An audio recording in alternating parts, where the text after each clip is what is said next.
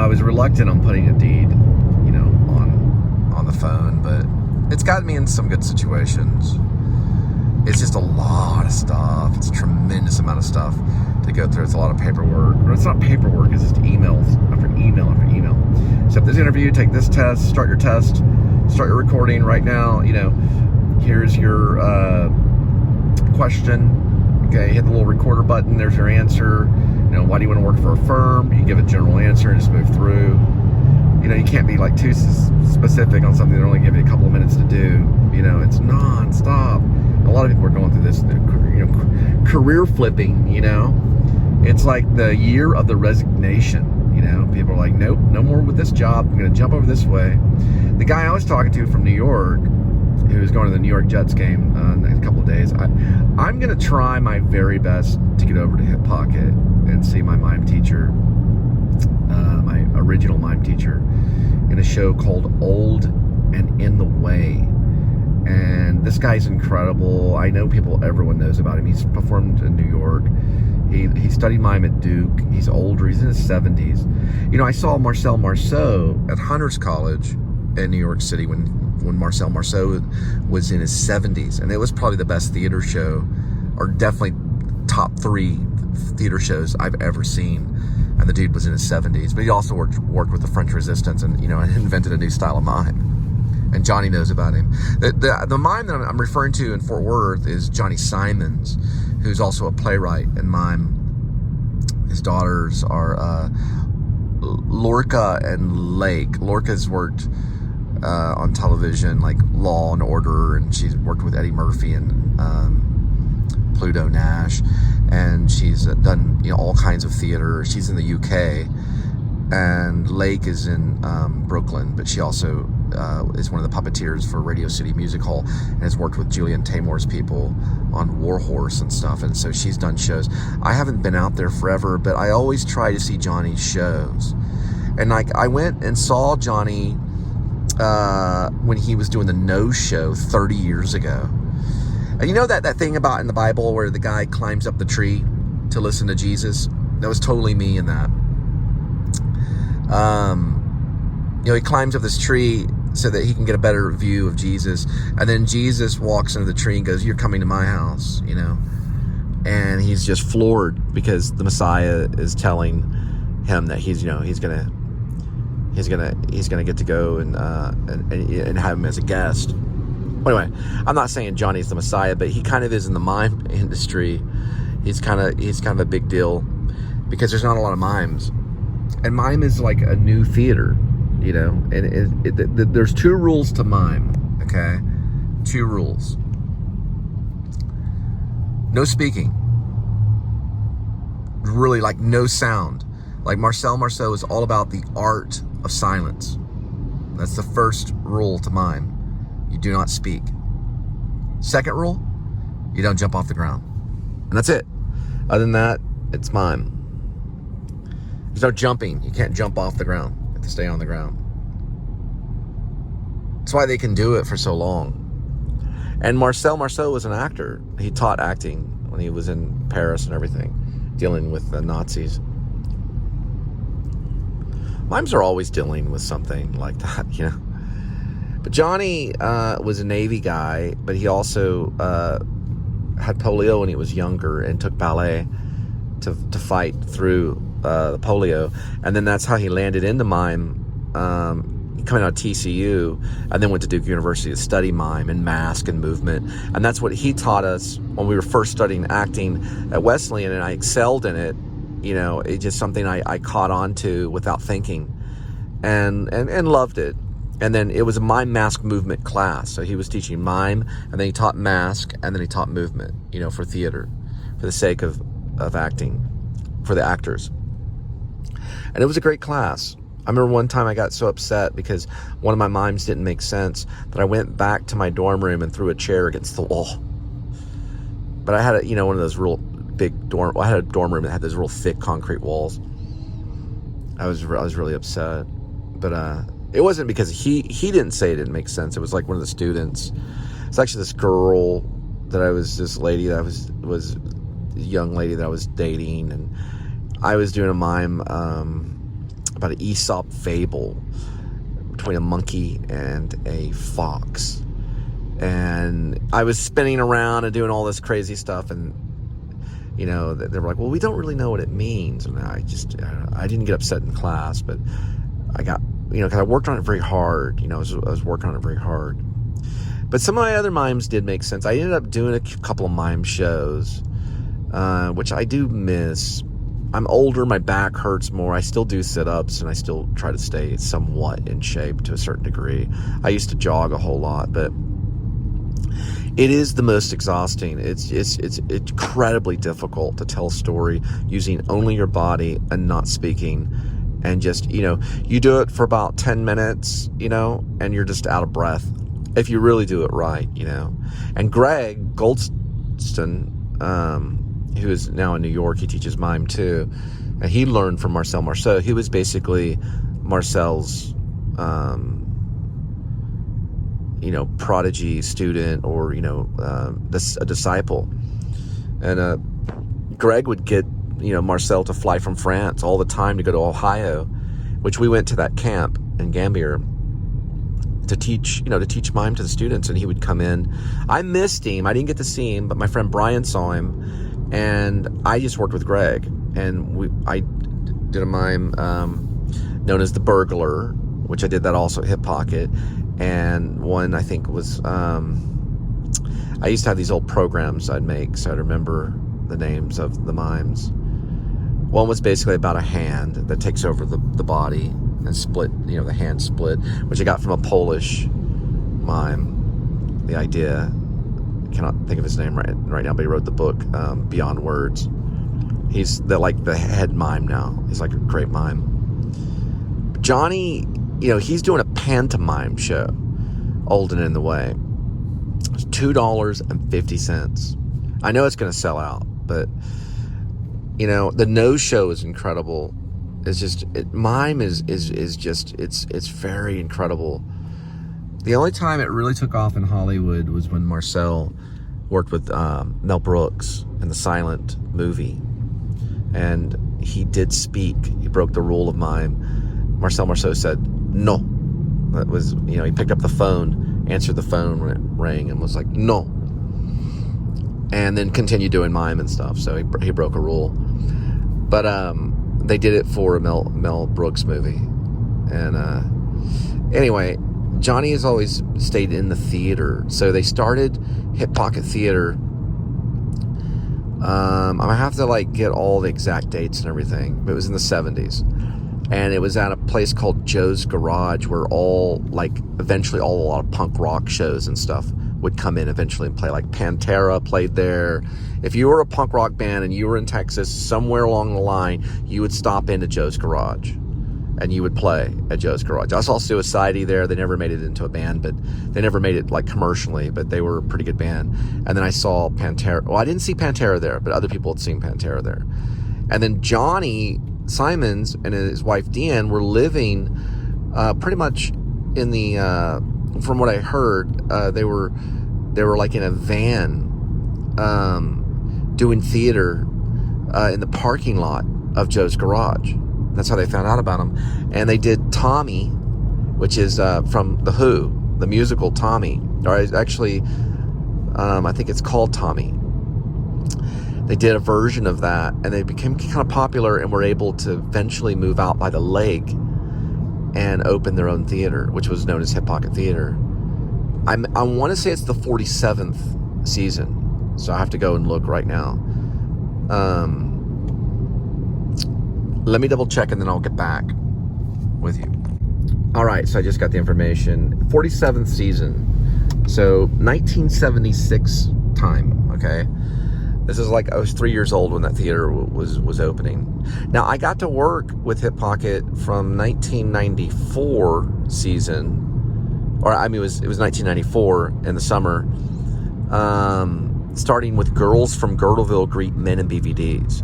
We had to be in our BVDs for the show, and it was like a Greek kind of weird, drama kind of. Well, it was comedy. It was big time comedy. It was like something Aristophanes would have wrote or something.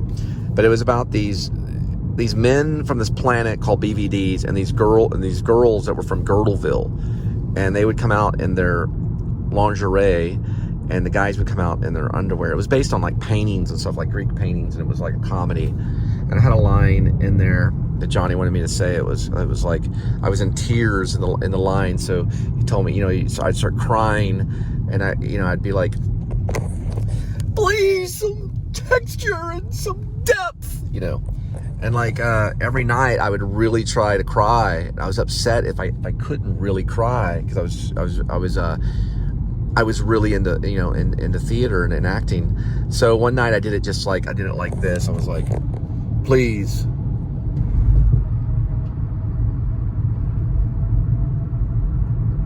some texture and some depth, and I like looked down or something. And then Johnny like afterwards said, you didn't really do what I told you to do, and he was that kind of director. He'd let you know, no, I want you to really be crying at that moment, or really be upset. And I said, okay, I'll throw some dirt in my eyes, or I'll put some, I'll rub some bug juice in my eyes, and start crying or something. So the next night I did it, and he was like really happy that I was like, please, some texture and depth, that kind of thing. I'm telling the story. I'm not really trying to do it right now, but anyway, we got through that show.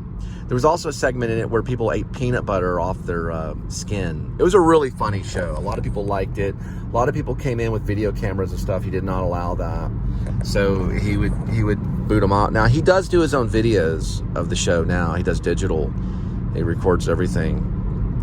Then we did another show after Girls from Girdleville, and that I remember after when we were doing, this guy named Pete Gooch was one of the writers. He wrote an Ed Wood thing called Hubcaps Over Hollywood.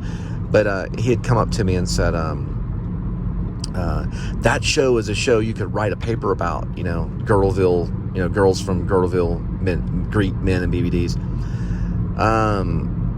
But it was a cool show. And then I think the next show, we eventually did Adventures with Jesus, and Mark Friedman was in it. He was this Jewish guy that lived in my neighborhood. He played Jesus. And I played Luke. So I had the first line in the play. It was called Dear Theophilus, or I would say Dear Theophilus, which would sound, to Mark, who was playing Jesus, he heard here at the office. He says, it sounds like you're saying here at the office. And I was like, no, I'm saying Dear Theophilus, because it starts off with talking to Theophilus. It's like, no, and so we would laugh about it, because it sounded like I was saying here at the office, because I'd say it really loud. We were in this. It was like an outdoor theater, almost an amphitheater kind of thing. It was outdoor, built under these trees.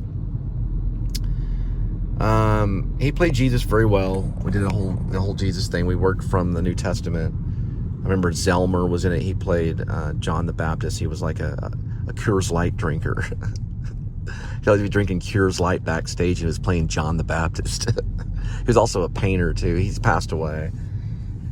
Dick Peacock was in it. He played one of the, he played a lot of different characters in it.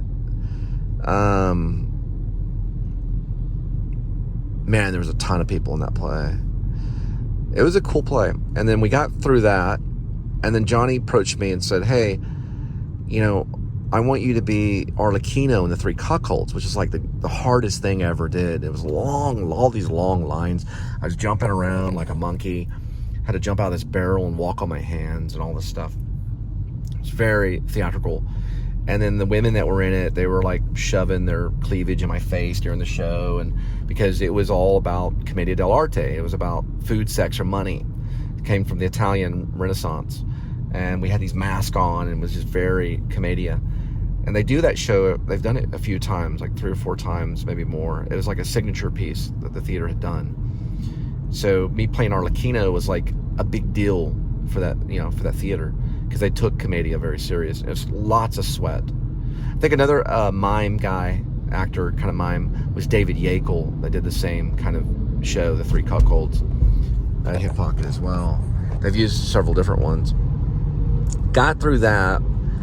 Got through Three Cuckolds, which I thought at times I that show could kill me, It was, women throwing me down, getting in, and the whole show, you're like, alligator, look what we have found, move your scrawny little centipede. It's like heightened energy, or it doesn't work. It's like the characters in Adam West Batman that are the villains. You know how they're,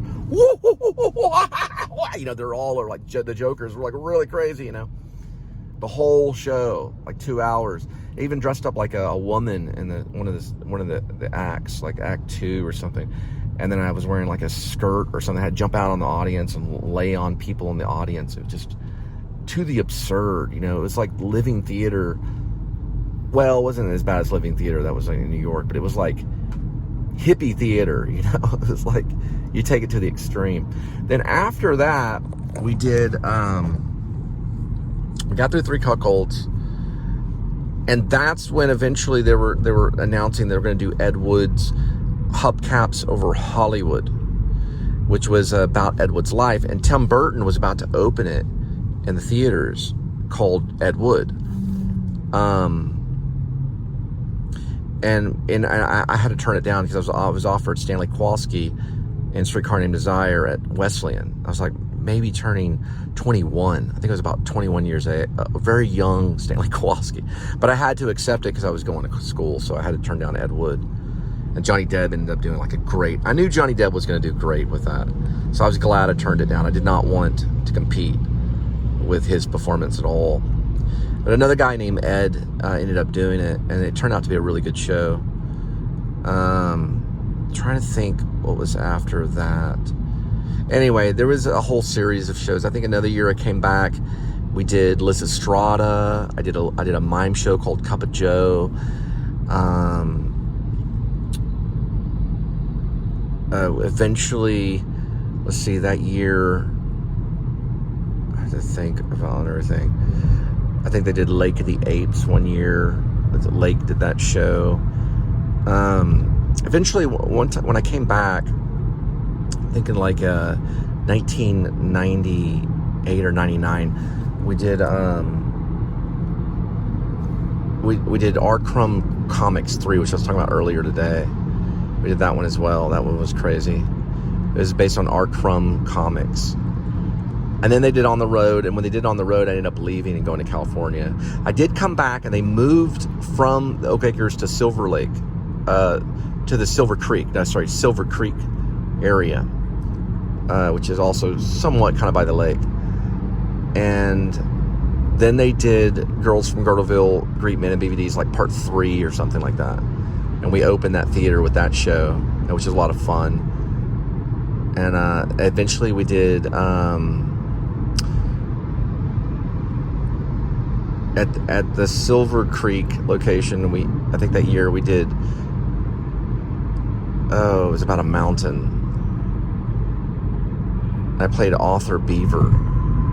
But before they moved, they also took a time off to go to West Magnolia area. And they had a little theater and a Greek restaurant. We did something called Mountebank's Changing Places, which is a great show that Johnny directed about puppets and mountebanks. And then we also did, or Pete Gooch did a show called Swank City. They also did Pirates of Penzance too, in that location.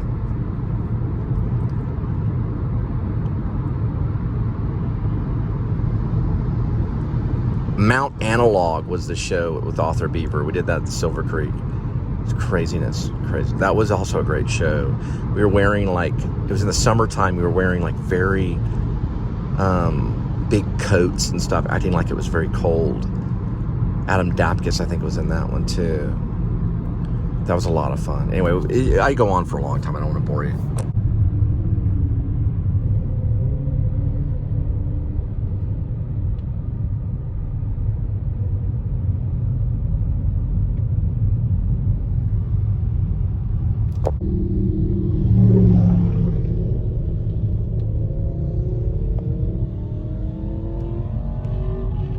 Watching an interview, Fox News or something, Fox 4 or something called 4, Channel 4. I think it's Channel 4, not Fox 4. Quentin Tarantino is just tearing into this reporter. I don't know. After watching that, I'm like, I don't know if I want to interview Quentin Tarantino. He's like, no, I'm not answering that. I'm not answering that. No, I'm not going to answer that. No, I'm not answering. No, I don't want to. I'm here to sell the movie. No, I'm not going to answer. You're not going to talk about violence with them. He got really upset. I don't blame him. If he's going to be that ballsy, he's going to be that ballsy of a person. But I hear he's a pretty cool director to work with, though. All directors, you never know, even with Johnny, it's like you were still walking on eggshells at times. The guy was in the Navy. Come on, he studies mime, One time I forgot to place a puppet, and that's a big deal, as an actor and you're on stage, you're required to sometimes remember props where they go. And he yelled, but I needed it, at that time because, you mess something up on the stage and during a live theater show, it's a big deal. So it told me to get my head out of my ASS, one time. And it kind of scared me a little bit because most directors, and they talked about directors sometimes being tyrants, But, even if a director's not a tyrant and they're like the nicest director in the world, you don't know whenever they're going to become a tyrant, Or if they have to become a tyrant. Like Stanley Kubrick was supposed to be a nightmare to work with. Like Shelley Duvall has nightmare stories about them doing like hundreds of takes. And I've seen it, I've seen Kubrick, how he talked to Shelley, because they were working with film. She was standing behind this, wall, because Shelley Duvall's like the greatest, she lives here somewhere in Texas. And he's like, Shelley, he's getting on to her. Like, what are you doing? What are you doing? Like the snow machines all, we're wasting film. We're wasting snow. Because they were using a snow machine. They were on set. And she was supposed to come through this door and she was waiting for something. I don't know. And then there's another time when Shelley was trying to react to Jack Nicholson's Jack Torrance, And she was kind of jerking and doing like a natural reaction or whatever. And Stanley was kind of trying to direct it like an opera. And, he wanted it done like almost like a dance. It was really weird how he directed The Shining. And he was telling her, don't do that. Don't do that. He didn't want real life in it, really. He wanted the actors to behave a certain way. That's why he'd have to do it like 100 times, retake. And Shelley was just exhausted. She was just trying to be in the moment, and he didn't always really kind of want that for the show, for the film. And so he's like, Shelley, look, when you do that, it really looks fake. It really doesn't look real. To tell an actor that is just like, that's the worst thing. It hits them hard. When you're told that as an actor that looks fake, or whatever, it's like whipping them, And Coppola, who's like one of our best directors, he never does that. He always tells the actor what they're doing right and tells them to go in that direction. He cares immensely for the actors. And usually the best directors do. Lynch is supposed to be a really good one to work with, But you never know because, you're like inside the mind, the vision of this person. You never know, like what they're really going to want. And as an actor, if you're a good actor, well, Brando never did it, but if you're a good actor, you're going to mold and fold and do what they want so the film is told. And even Brando had to do that a little bit, but Brando was kind of a director killer. He would walk off and just, and just really change like everything up or something, Brando was just a wild one that, I don't know, I never worked with Brando, I always wanted to meet him, but he seemed to be his own thing, and the directors that would work with him would have to know that, and some actors are, like Linda, for example, handing her a script is just, that's something when we first met, it never, the filmmakers never became, it became a vlog. We did a little bit of reading of the filmmakers. She just thinks the script is funny, and she's right. That's her perspective on things. I don't know. She's done some stuff with songs because we were able to lay down some songs. But you may not be able to work with a script with an actor.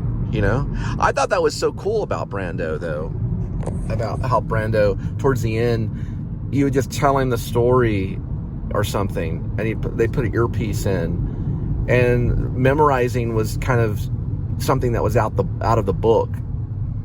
You know, it was like out of the rule book. You know, he was just, you know, turn the camera on and he would just be the character or something.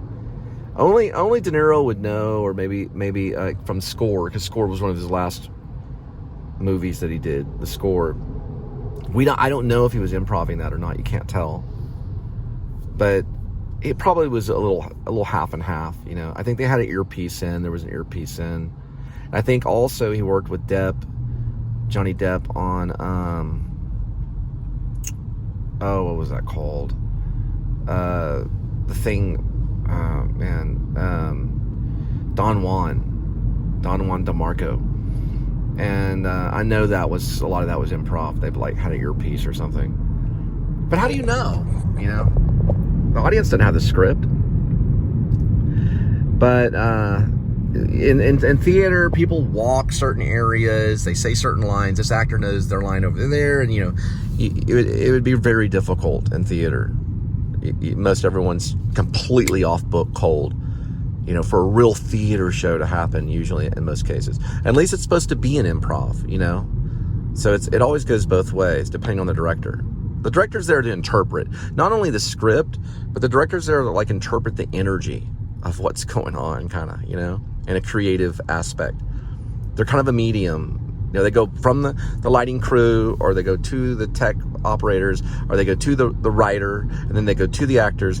They're there for the actors, and they're like an interpreter, and they're there for the good energy, you know, to bring the fun in, I think, in a certain way, because you need that fun to be there for everyone to be there, you know, or they'll leave, you know. And so it depends on the director. But I've heard things about Jerzy Kotowski, you know, where the actors are just pushed to a limit of working out and doing sit-ups and standing on their head and eating, you know, like eggs and stuff, you know, or something crazy, you know. I don't know all of it, but there's like different levels, there's different facets of direction. I don't know what I'm trying to say. Anyway, there's more traffic over here. Okay, so the Quentin Tarantino interview that I'm talking about, it was on Channel 4 News. It wasn't Fox 4, it was Channel 4. But it happened 10 years ago, 2013. He was talking about Django Unchained. And he went off on the reporter, not like crazy, you know, like he didn't like go like Charlie Manson kind of go off on him, but he was like, we already know about the violence issue, you know, kind of thing. I've already explained myself 100 times. This is how I feel. I don't want to keep going down this avenue. And he was, you know, telling the reporter off a little bit, you know. It got heated, but it wasn't anything major that you wouldn't see on a talk show. And he was there to sell the movie, you know, Django Unchained. But he didn't want to be kind of twisted or manipulated in a way by the reporter to kind of open up about violence, because that wasn't his job to do necessarily in his film. You know, he was using it. The violence was there as, you know, I really don't know. I mean, it was just like he saw it as good cinema. So, you know, it's a debate. That's a weird thing. You know, I kind of on Quentin Tarantino's side on that, because, you know, it's his job to be entertaining. I think it is. I think it's his job to be entertaining.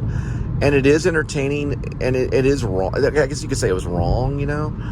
I guess you could like make a moral choice, you know, because it is, you know, but he's still like trying to survive as like a director, you know. Every director is till you know, till the end, you know. I was never really bothered that much about Reservoir Dogs or really any of the violence in Kill Bill at all, or any of the violence in any of the stuff. It didn't really bother me that much. I thought it was definitely needed.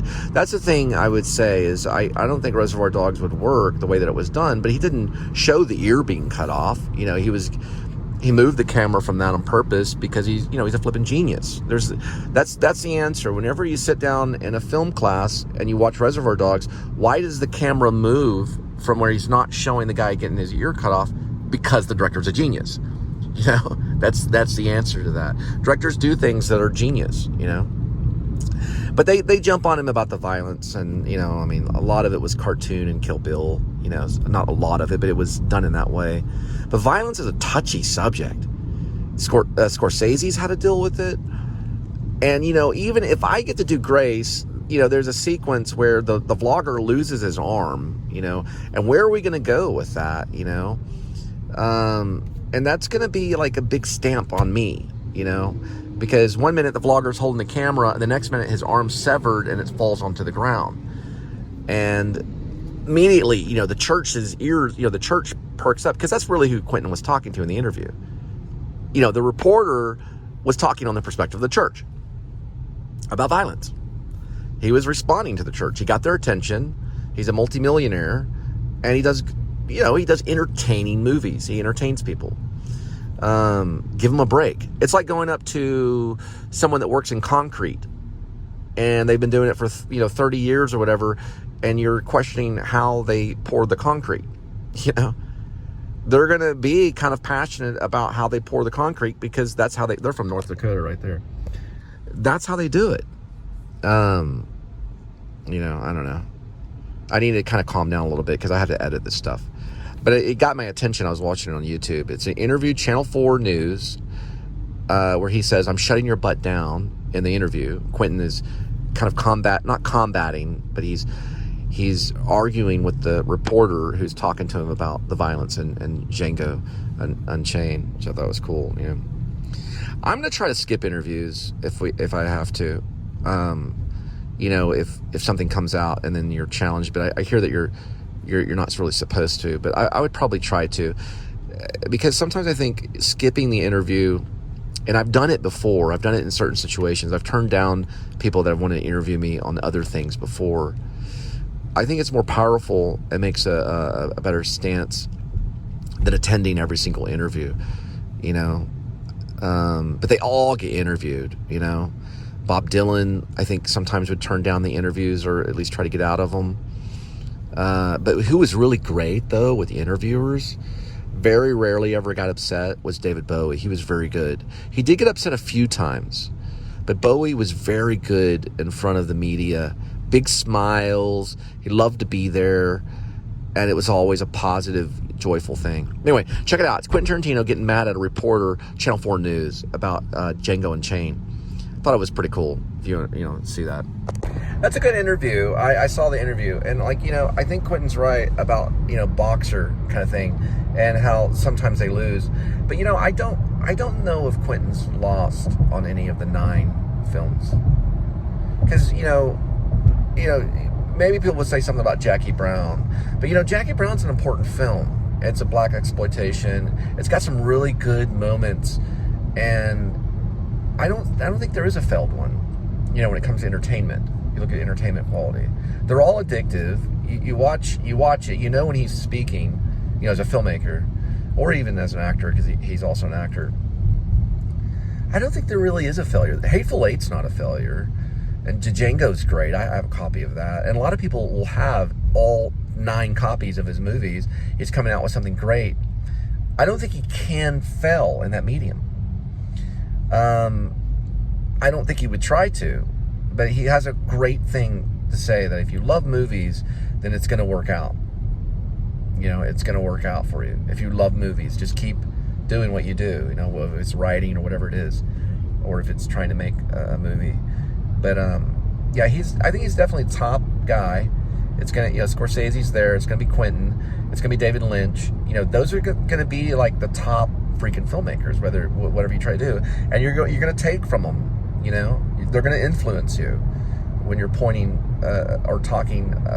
You know, you're pointing a camera or you're talking.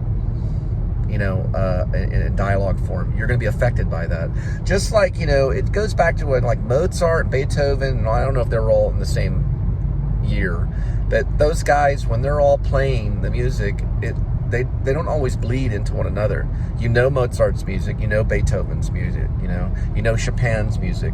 Those guys made the impression. They got to, they had the ability, they took the opportunity, and they did it, you know. But the reporter, you know, he was just trying to save his butt as a reporter, you know. But I'm sure Mozart probably was in the same situations, and when they talked about his music or whatever, you know. I don't know. you can compare, everyone gets compared to other people. Look at this traffic. We're gonna have to look at some of this traffic. It's amazing traffic. This stuff, just like completely crazy. Crazy again, man, like crazy again. You see it again. Traffic to me is amazing. And if you see it from a drone, or if you're looking down from like a helicopter, it's just an amazing thing. And I see it every day, and it gets my attention. Like, really, the vlog has to do with when I'm visually arrested. I see it, I pick it up, I hit the button, and I go from there. But what I realized, you know, and this is from watching the other great vloggers like A.D.W.C get interviewed, because I did some research before I got into this, is like, in his interview, he said he just had no rules to it. Like where the camera went, you know, what it did, like whatever, you know? There was no attempt to try to be cinematic. And that's the forward collision avoidance assistance. And it, you know, it's totally anti-cinematic. They're from Louisiana, in a way. But it depends on what you think cinema is, you know? If you want to say it's cinema, I don't know. I think some of it is. But it's cool, because when I heard that interview with A.D.W.C, and I was like, that's a cool freaking thing to say, you know, that he was not trying to set up a shot or get any kind of special microphone. Because at the time, I had went out and bought a gimbal, you know, and was trying to work with this gimbal, which is clumsy. And now at Grim Life, they work with gimbals. Grim Life is great, Grim Life Collective. But, you know, I have my gimbal. It sits in my closet, and, you know, I'm just like, I think it's about the story, not the gimbal. You know, I think it's about the story, not trying to be Stanley Kubrick, you know, that kind of thing, or trying to be Quentin Tarantino, which it seeps in you. And I think it's good. You should watch movies. It should seep into you. And when you can bring it out and make it cinematic, do try, because you're watching the humanity of someone struggling, trying to compete with a giant, which we don't get big funding. We're running on the salary of, you know, rideshare or fast food restaurant, because Linda works in fast food. But that's great in itself, you know, the humanity. And it brings me all the way back to mime, since I want to try to see a mime show coming up here, a pantomime show, is it's not about the mime pulling the rope and creating an illusion, but it's about the humanity of seeing this person go through it, whether through the character or through the mime itself, you know, or the actor, or, you know, whatever you want to call it. But you're seeing humanity unfold, you know, in an attempt to do something great every time you do it, you know, regardless of the structure that you're in as the storyteller, you know, or the vlogger or whatever. But those guys are great because they can go to Disney World, they can lay it all out. You care about Disney World, or they can go to a haunted house or a abandoned structure. They can make it seem interesting, and then some people can't. They have to do like a highway and try to talk about something, you know, that's interesting and get your mind going, you know. That they have auto plates right there, just like dealer plates is what they call it, dealer plates. You know, and then they're from Pennsylvania over there. You can't really see it, but they're actually from Pennsylvania. To me, it's like, you know, there is some random aspect to it, but I think I'm going to stick with just using my name rather than hiding behind, you know, a vlogger name or like a username, you know. I think I'm just going to stick with my name, because they'll find that out anyway, eventually. Lake Worth, two exits coming up right here. 2 exits. Yeah, I can see why Quentin Tarantino would get mad about the interviewer guy. And it wasn't because of, you know, where the interviewer guy, the reporter was coming from, really, but it was almost like him saying, hey man, your movies are violent, they could be corrupting the minds of kids, you know, or something like that. Because what is violence but, you know, something that you don't really want to look at, but it's in movies. Even Fellini used it, you know. It's a touchy subject, and it'll come up in a script when you write. But I understand why he'd get emotional, because that's an offensive thing, you know, to say that you're a corruption, you know. But who's not corrupted, you know? Look at this cloud up here.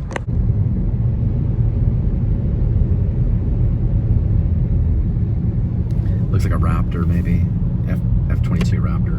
I'm just throwing that out there because that's the only modern plane that I know other than the F-16 or the F-15. It's flying way out there. Can't really see it.